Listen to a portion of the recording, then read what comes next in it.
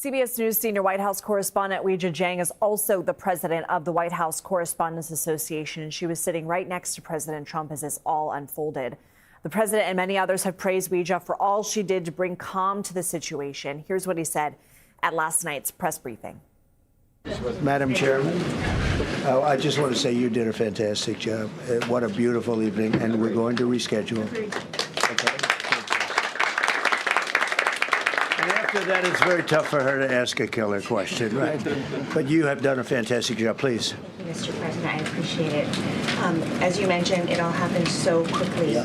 And I wonder, especially because unfortunately you have experience with these sorts of threats. In that moment, when you realized there was a threat and service agents were telling us to get down, can you describe what was going through your mind, how you were feeling in that moment?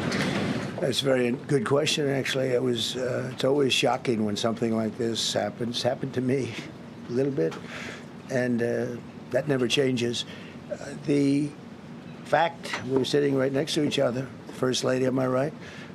And I heard a noise and sort of thought it was a tray. I thought it was a tray going down. You know, I've heard that many times, and it was a pretty loud noise. And it was from quite far away. He hadn't breached the area at all. They really got him. But so it was quite far away, but it was a gun. And some people really understood that pretty quickly. Other people didn't.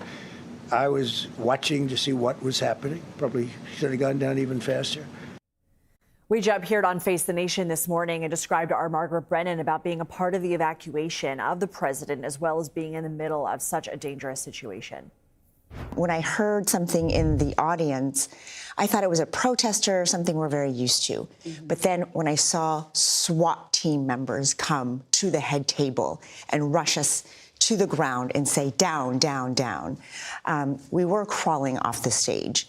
And in the back, that is a holding area where people wait, including President Trump and distinguished guests, to go onto the stage. And we were sitting there, and I saw more than a dozen SWAT officers. There were members of the Secret Service milling about. There were members of the president's team. And as you can imagine, a lot of conflicting information because it had just unfolded. I will say it was remarkable to see that in action and to understand it was their quick work that protected all of us that night, not just the president, not just the cabinet, everybody in that hotel.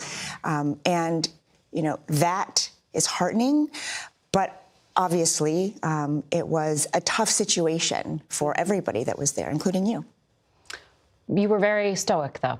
You had great grace under pressure. You had to go out. You had to talk to everyone.